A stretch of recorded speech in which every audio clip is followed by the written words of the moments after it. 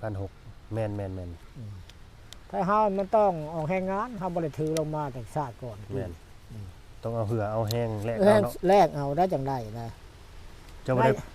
ได้ปลูกอ้อยปลูกมันบ่ปีน อันลูกเคยได้ปลูกเฮาน่ะบ่ได้ปลูกหยัง จับ มันสิบ่พอได้ เดี๋ยวบังกล้อง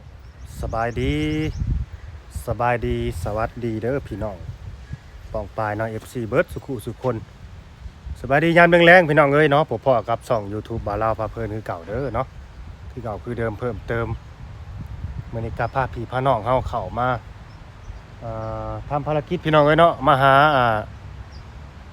ประตูคุณช่างประตูคุณช่างคุณแผนเนาะคุณแผนนี่จักเป็นไผดอกแต่ว่าเพิ่นนี่เป็นคุณช่างสบายดีเจอแล้วพี่น้องเอ้ยเจอแล้วเนาะเดี๋ยวสิเป็นไผก็จังไปเบิ่งมาชวนมากันคือเฮามาทำภารกิจมื้อนี้ก็ดีเป็นสะพานบุญให้ทั้งผู้รักผู้ใหญ่ใจดีเพิ่นเนาะตอนนี้ก็มอดมาถึงมาทีเรียบร้อยแล้วก็ฝากกดไลค์กดแชร์กดติดตามให้เด้อพี่น้องเด้อเนาะไปบ่ลายอย่าห่างเดี๋ยวจะไปพบไปเพาะเพิ่นพร้อมๆกันเนาะมันคืออย่างล้างโกงโกคือแท้โอ้ยบอกจะคิดสภาพเจ้าของต่อไปก็สิเป็นแนวนี้บ่จักพี่น้องเอ้ยเนาะอันเด้เจอแล้วจำได้บ่พี่น้องเจอแล้ว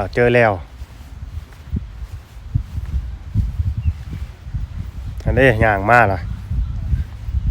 นั่งอยู่นี่บ่หรือเสียวสาดไปปูกันอยู่ พูดบ่ ไส ไปเสาสิ ไสเสาไส นี่เอาเพิ่นมากมา ไสจะมากมาในไสโอ้อันนี้บ่ของเจ้านะบ่สิมาปลุกอยู่นี่บ่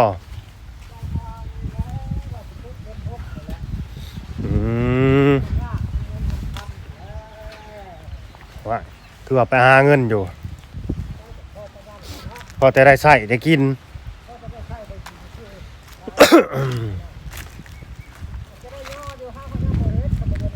โอ้อันนี้แม่นเบิดบอกเครื่องไม่เจ้า เครื่องผูกไว้อยู่น้ำพอ โอ้เอาลงน้ำแต่ว่าเสานี่อยู่นี้ เขาอยู่ใน คักดีเนาะเพิ่นเฮ็ด จังหวะ เสาเฮือนเพิ่นพี่น้องเอ้ยนี่ นั่งเลื่อนเดี๋ยวจะเบิดลายนั่งเติมแล้วคนละจ้างมันยากนะคนละของจำมาของถิ่นเนาะ แม่นนั่นแหละ หักค้าน่ะเบาได้ทิศซอยเพิ่นก็ซอยเต็มที่ เอาเฮ็ดแนวนี้ซ้ำเฮาถิ่มและเฮามั่งเนาะ ทำทิมแล้ว ตัวของแท้พี่น้องเอ้ยบาด ไม้ นี้ อื่นเนี่ยก็ทิมเบิดว่าจะได้เสากับเครื่องว่ะกับ เดี๋ยว ตัวซิ่งละ ของแท้แล้วบาด ของแท้ตัวอื่นเนี่ยเรื่องบล็อกเนี่ยไม่ได้ห่วงว่ะมันเอาบ่ได้แล้วก็เขาได้มาจบไปแล้วก็ยาเนี่ยได้สำนีกินมีแห้งแล้วว่ะ แน่ จังว่าอดแต่เด็กนั่งที่ไม่ได้บอกว่าเรา ใช่ เห็นมัน ได้ถ้านั่งใช้ก็ได้ครับเจ้าถ้าสิอยู่นี่ จังว่าโอ้ย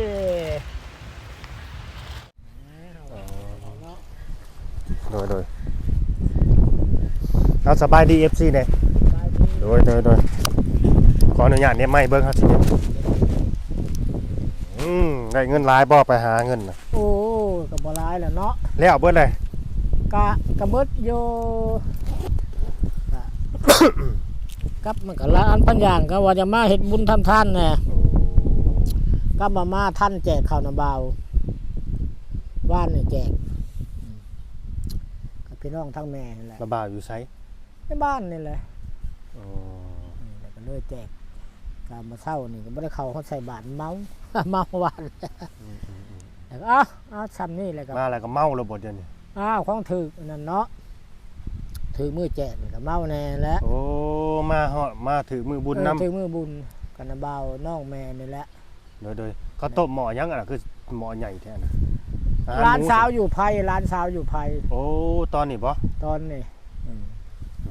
คนน่ะเนาะ เพื่อนผู้นั่นแหละผัวก็อยู่ไกลอยู่ทั้งบ้านตู้ก้อนพอแหละบ้าน เขา เมี บ่ ย ได้ ตู้ เงิน ก้อน กรรมกันบ่นี่ งั้นนั่นแหละเขางั้นอยู่นะทางเบิ่งเขาอยู่ เขามานั่งเฮียงกันเพิ่นดู ดึงมาดูสารเฮาสินั่งเลยบ่ปิเสร็จแล้วจะดึงมาผู้ ได้แล้วทำได้ นั่งข้างหน้าพี่น้อยเปลี่ยนมุมเนาะ เห็นดีเห็นดี เห็นดีอยู่ เห็นดี หมักม่วงอันยังอันนี้หมักม่วงคั้นน่ะบ่ มะม่วงคั้นอะไรตัวนี้ อืม มะม่วงคั้นก็จะมะม่วงคั้น บ่ได้เพาะกันดนพี่น้องเอ้ยก็คือมีทั้งอันผู้ใหญ่ใจดีหั่นแหละเป็นน้องหักน้องแพงเพิ่นว่า เจ้า มาฝากเงินมาหั่นแหละให้เพิ่นน่ะ1,600พี่น้องเอ้ยเฮาก็ว่าจะเอากลับมาให้แต่ว่าเพิ่นบ่อยู่เขาจะมาฝากไว้น้ำลูกน้ำร้านก็ได้อยู่ทางญาตินั้นเขาไปใส่เบิด ลูกร้านเราลายเด้เนาะเขาไปใส่เบิดแล้วก็แล้วพี่น้องเฮ็ดได้เนาะ ผมบ่ว่าแล้วอย่างนั้นเนาะ ก็บ่ว่าแล้วกันเขาใส่เนาะเฮาก็อยู่น้ำเขาหั่นนะ อืม ก็ลานเด้ซะแต่เจ้าไปหาแน่นี่ยามานี่ก็บ่แม่นเขาขอเซลๆบ่นี่ ยังบ่ได้ให้ภายหักโอนมาให้ได้2 ล้านปลายแหละ โอ้ แต่ไปบ่ได้เขาว่าโอ้ยพ่อใหญ่อันนางสิงห์อยากไปไทยโอนมาให้ ไปยังอันน่ะ ไปได้2-3มื้อมาก็ไปหาเงินมันก็บ่เป็นเงินคือเว้าแหละบ่ล่ะโอ้ยจังว่าลูกหลานนี่ก็ เขาคือไปหาง่ายแท้ มันก็กว่าไปรับจ้างเขามันพอบ่ทนทานนี่แหละเนาะมันบ่คืออันเท่าได้ แม่น มันจะ ๆถูกแน่จักหน้อยเราเข้าใจออกแล้วเนาะ ใจออกแล้วอันนี้เฮาหรือจักจะว่านั่นได้แล้วเนาะเฮ็ดบ่ล่ะละโกเขาเจ้าแท้น่ะพ่อใหญ่เจ้าคือทนแต่บ่ทนพอจะได้เงินเนาะ แม่น อยู่ซื่อๆหมู่พ่อบ่ แม่ ให้ น จังว่าทำงานนี่อะอะไรกันตลอดชีวิตพุ่นละจะว่าไปบ่ได้ อยู่ไสก็ถูกคือกันนั่นแหละหาเงิน ถูกเบิด ว่าสิ หา ได้ เงิ เงิ น น นี่ธรรมดาถูกเบิดเนาะอยากได้เงินเพื่อจะซื้อมันบ่ได้ล่ะ แม่น เขาซื้อเลขจักก็บ่ถือจะบ่ได้ฝากไว้อันเก่าแล้วเนาะ ซื้อบ่เลขไทยมื้อนี้นะ บ่พันจากดีแล้วก็เลยบ่ได้ซื้อคำว่าเลขอันใดมันก็บ่พอได้แล้วก็บ่ออกแรงงาน 1,600แม่น ถ้าเฮามันต้องออกแรงงานเฮาบ่ได้ถือลงมาแต่ชาติก่อน แม่นต้องเอาเหือเอาแห้งแลก แร เอา ก เนาะ แรกเอาได้จังได้นะ เจ้าบ่ได้ปลูกอ้อยปลูกมันบ่ปีน อันลูกเคยได้ปลูกเฮาน่ะบ่ได้ปลูกหยัง จับ มันสิบ่พอได้ เดี๋ยวเบังกล้อง อืม โอเคเอาให้เจ้าเลย มันบ่พอสิได้เฮ็ดให้ลูกหลาน ไปเบิ่งสิก่อนปลูกอ้อยก็ดินเฮาก็บ่หลายดินซำนั้นมันก็บ่พอสิได้เนาะกำไรก็หลายอีหลีเสีย40เฮกตาร์ก็ได้เงินเขาเจ้า แม่นต้องระดับนั้น ระดับนั้นมันจังได้ มันจังเฮ็ดเงินก้อนเนาะ บ่ได้ให้เงินก่อน แต่ว่าบ่พอทุนหลัดกับได้ใช้หัวโตน โอ้ได้ใส่เงินหัวโตน เพราะเปอร์เซ็นต์อันเปอร์เซ็นต์นี่ปัญหาอัน100โตนปัญหา10ล้านมื้อนี่ทางบริษัทเป็นสูงเสริมตัวนี้นี่ดีบริษัทนี่ก็ย่องเพิ่นนั่นแหละเนาะ โอ้ พอใดพลังคนก็เฮ็ดเพราะกระจาอะไรก็บ่ได้บ่เขาเฮ็ดถึงนี่เขามีดิน100ไร่1,000ไร่เขาได้ แต่ที่ใช้มนัดนี่ก็พอใช้ โดย เป็น100ล้าน200ล้านมนัดเขาเจ้า ของอันมนัดเขาเพิ่นให้ชื่อๆนะอันโตน1 10,000อัน100โตนน่ะก็ได้1,000โตนก็ได้ไปเที่ยวต่างประเทศอีก แม่น เป็นเฮ็ดบัตรให้ คิดว่า อืม ไปหาลูกหาเมียอยู่ปากเซอัตตปือเลยพี่น้องเอ้ย โอ้ยตอนนี้มัน อยู่จำปาสักอัตตปือ มันอ่านในชีวิตนี่มันสิเป็นไปบ่ได้แล้ว บ่ได้บ่ บ่ได้ หรือคันว่าอยากได้แหละสิพาไปหาเพราะว่ามีสาวแบบผู้สาวโสดเพิ่นเปิดใจหลายคนอยู่ บ่ส่วนมากคนที่ออกมาเปิดใจเขาก็แบบ เขาก็อยากได้คนมีเงินได้ตู้ไผ ธรรมดาจังว่าอัน เขา ต้ ก็ น อยากได้คนที่มากุมมาหุบเขาหั่ ตัวน นะ นี้แหละตัวนี้แหละแต่มันบ่มันอ่านบ่ถึงนะ เนาะ เออ ลำพังเจ้าของนี่ก็ยังสิ ทาง บ่ร เจ้า อด ของ เลยเนาะ บ่ได้จังว่าก็ในใจนี่ใจบ่ขาดมันก็คือเว้าแล้วคนเนาะ แม่น มันหนักตัวนี้แหละโทษสิชู้แห้งเนี่ยมันบ่มี เออก็ดี ฟังเอา อืม คันใจบ่ขาดนี่บ่ต้องเว้าถึงพี่น้องไอ้เรื่องนั้น เรื่องนั้นน่ะแม่นแล้วเนาะ คันใจบ่ขาดนะ คือกันก็อันตู้ไพ่หยอกมาห้างน้ำมันบ่เจ้ายาแล้วบ่กินข้าวจะว่าบ่เอาผัวบ่ยาแล้วบ่ยาแล้วบ่ต้องยาอันนั้นเนาะ แม่น ธรรมดา แม่น ของอันบำรุงชีวิตเฮานี่บ่ต้องยาแต่ว่าเอากะคือมันหลายคนก็สิว่าตัวนี้แหละตัวเงินนั่นแหละเป็นใหญ่เนาะ โดย เขาบอกเอาเฮาล่าของมือ แม่น อืม ทุกอย่างมันต้องขับ ทุก เคลื่อน อย่าง ด้วยเงินตอนนี้นะ ถ้าเงินอยากได้น้อยๆก็ได้ใครมีเงินของมือ แม่น แม่นบ่ แม่น แม่น อันนี้แน่นอน แน่นอน เงินนี่คือสิ่งจำเป็นเลยในชีวิต สมัยปีจะว่าฆ่าคนก็ได้เงินเนาะ ทิมทะยากะยาตายเพิ่นว่า ทิมชะยังทิมชะหินก็เป็นน้ำ เอาเพิ่นเว้าเด้ เออ เงินน่ะทิมใส่หินกะหินบุ้ม หินบุ้ม ทิมทะยากะยาตายสินใส่ห้อยกะห้อยอ้าเพิ่นว่านี่ได้ นั่ ตู้ น ไป แหละจังว่ามันได้เบิดจังว่ามันทำบ่มีคือแต่เฮานี่แหล้วจักสิว่านั่นใดเนาะทุกคนไผก็จะมีความสุขมันทางบ่มี การเสียเว้าในอันประเทศได้แก่กันเขามีแต่คนรวยบ่มีผู้รับจ้างกันแม่นบ่ แม่น เลยสิบ่ได้เวียกได้งานเด้อคนถูกข์ก็อาศัยคนมีก็อาศัยคนถูกข์ มันต้องอาศัยซึ่งกันและกันเนาะ ส่งกันและกันผู้ละคนโอ๊ยข่อยเป็นนายจ้างข่อยจะเว้าได้ก็ได้โทตู้พายบ่ได้เว้าในย่างมาได้แต่อัตตปือนี่ก็บ่ได้ใจเนาะย่างมาฮอดเวียงจันทน์บ่เฮาว่า แม่นนะ เขาก็หัวอักเลย อ่า จะเฮ็ดได้บ่ขมูจ้างตัว1 2แสนตัวจะไปเฮ็ดตัว1ละแสนมันสิคุ้มค่าบ่ย่างมื้อใดสิโตจะเว้านั่นจะเที่ยวข้างหัวอัก เฮ็ดในได้ซะไปหับจ้างขนาดเป็นเมาบ่หรือว่า มีแต่เมาละ อ๋อ แต่ว่าคนมันพอเรืองานก็สิบ่ได้เงินนะ เอ้าคนหลายกว่างาน คนงานก็ละงาน6ชีวิตเนาะ 6ชีวิต 6ชีวิต6คน ถ้าเฮาเมาส่วนหนึ่งนี่สูงสุดนี่ประมาณจักล้านตู้ ก็โอ้ยเขาได้ เขา อัน จ้างนะ ไล่เป็นโพตูนนะ โอ้ จะพอว่าได้อัน20โตนก็ได้6ล้านเนาะ อืม ตัวหนึ่ง3แสนก็ได้พลละล้านฮะหากบ่เฮิงได้อัน36ตัวอัน20ตัวบ่เกิน2มื้อ3มื้อ อืม ก็ได้หลายก็ได้ก็สมงานบ่ดีปีนี้ อันนี้เขาใส่รถอยู่บ่หรือว่าใส่แต่แห้งคนรถ เฮานั่นมีแต่ว่าแห้งคนเฮากลเองใส่รถเขาไปถอก โอ้เวลา กับ กล สวน เวลากลน่ะคนกลเอง คน เขาบ่ได้เอารถมาไทยให้เนาะ บ่เอาก็ว่าเขาบ่กวงนั่นน่ะคนก็คำผู้มากได้ดึงเอาโลกก็ได้นะมันบ่ได้ยากได้ดินเขาน่ะจังหวัดชะออนแต่แท้ดินเขาน่ะ เนาะมันอุดมสมบูรณ์มันกบกลุ่มสุ่มเย็นเนาะท่านน่ะเนาะ คำยกล่องนั่นดิกน้อยย่อขึ้นพวดมันแม่นสิขาดพอหัวกับตัวยกล่องตัวอันดินใหม่เขาทางนี่ก็อยากมันคัดทางไม้มันก็อยากฮักเนาะ โดย ฮักกะคำเฮาดูเฮาก็นำมาเฮาก็ได้นักคือกันคำมันขี้ข้านก็บ่นำแหล้วเอาแต่ต้นมันขึ้นนั่นแหละเขาไทยเขาก็เอาไม้อันเรื่องเขาน่ะเขาบ่ไทยง่ายนะ5-6 ปีบ่เขาจังไทย อ๋อ เขาบ่ไทยไว้นี่มันดินจืดหญ้าก็เกิดบาดนี้5-6 ปีบ่เขาจังไทย จังว่าโอ้อีตนเขาเจ้าอยู่เขาก็รูปปีนมีแต่ผู้รูปหลายบ่รูปไม่ได้อันเคย คือบ่ ราคาถูก อ๋อ ลงฮอดอันมันแห้งน่ะมีแต่ต้น 1,200 อยู่พุ่นน่ะ อันโลนึงแม่ต้นนึงก็2.2ล้านเนาะ โลละ1,200ซะบ่ เอาโลนึงก็1,200มันแห้งน่ะบ่แม่น2,200 แม่นๆ2,200 2,200ก็ต้นนึงก็2.2ล้าน ทั้งน้ำแห้งซื้อถือกว่าทั้งเฮาเนาะ ทั้งเฮายัง2,550เด้ ตะกี้ก็ได้2,300มันลงมือฝนตกน้อยหนึง โอ้ ฝนตกน้อยหนึงน่ะมันขาดโลดได้มันละ จะปิดร้านเบิดแล้วบ่แถวน่ะทั้ง ยังตะกี้อันนี้แหละเดือนสิมาแหละปิด อืม ปิดก็บ่ง่ายดอกเพราะว่า มันเฮายังบ่ เนี่ยนี่เขาสิมีแต่เขาว่าให้ไทยส่งให้ไทยเนี่ยนี่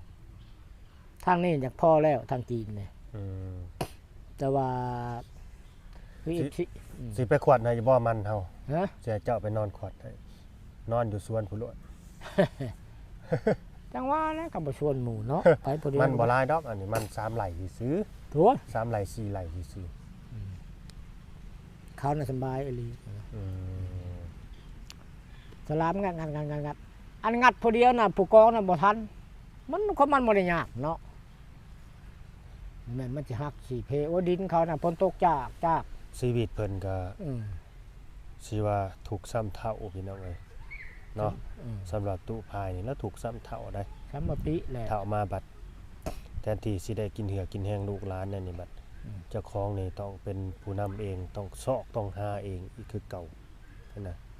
จังว่าคิดมาแล้วจังว่าอุกอังจังว่า เจ้าน่ะเรือยังแน่เดียวนี่ตู้พาย บ่ได้เรือหยัง ดินว่าสิปลูกเฮือนเดือน6นี่ถ้าว่าเป็นไปได้หั่นนะ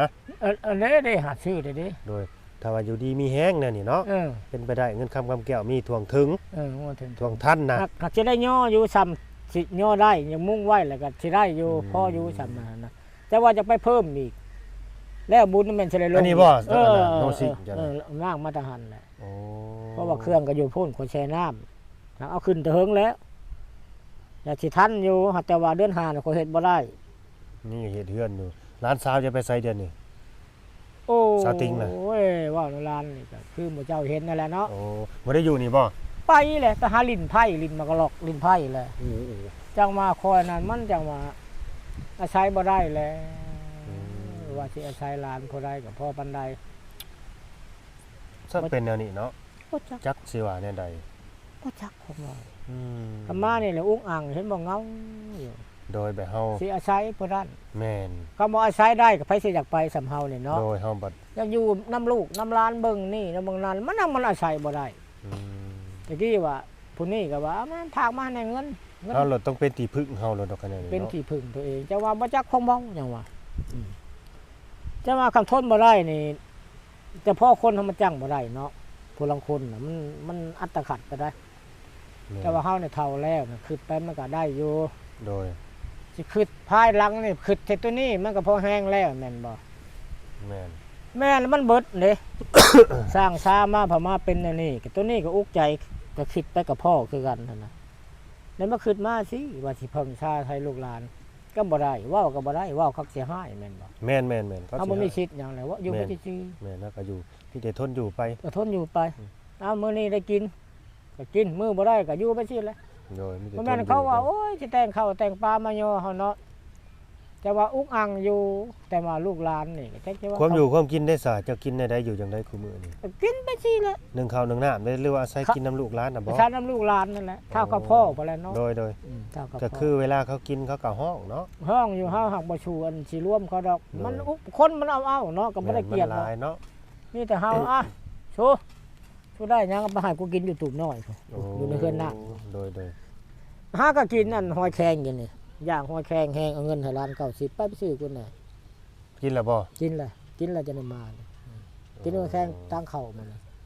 ในนั้นนะแต่ว่าชีวิตตัวเองนี่ก็คิดไปคิดมามันก็อยากสั่นไปไหนได้จังหน่อย แม่นบ่ มันบ่อยากออกบ่ลาว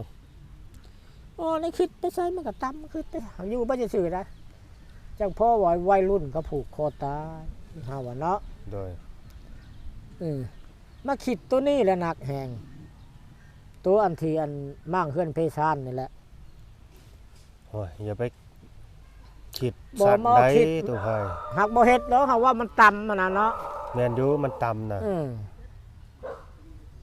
ต่ำไป มันก็ต่ำจิตต่ำใจอยู่ดอกครับอย่าไปคิดสั่นใดคิด ก็บ่ได้สั่นเนาะเฮาว่าบ่คิดมันหนักพ่อไปเนาะหักคิดไปนี่คิดไปตรงนั้นจังว่าซี่แหล้วมาอาศัยลูกใส่หลานก็แม่นอยู่จังว่าหมู่ว่าตู้คือบ่เอาเมียเอาก็ได้แล้วเมียมันบ่คิดแนวนั้นมันบ่พอว่าสินะ แม่น เขาจะว่าสิแต่งให้ก็ยังบ่มีปัญญาสิ นี่ก็ไปนำบ่คนมัน บ่หรือ คือว่าไปนำมันก็คือว่ากล้ามเป็นมันมัดอยู่ พวกนี่ไปบ่ได้ดอกพวกนี่ เออ อันนั้นล่ะเดี๋ยวบ่3สอบแล้วเขายังบ่ได้โพสอบมันจะสอบเฮ็ดเนี่ยเราเปิด ตัวนี้นั่นดอกจังว่า อ่ะก็มีแต่ขอบมุกขอบใจทั้งผู้ใหญ่เพิ่นนั่นแหละเนาะให้เจ้าอวยพรให้เพิ่นเลย ให้อยู่ดีไม่แห้งเด้อเขาว่าน้องหักแต่น้องหักเนาะให้เบิ่งให้แย้งแหละละ โดย ตู้นี่ก็ตกโพลงน้องแล้วคุมื้อนี่ลังเถื่อก็บ่อนอยู่บ่อนเช้าก็คือเห็นนั่นแหละยังบ่ได้ย่อเฮือนย่อซานนอนลมพัดวูดคุมื้อนี่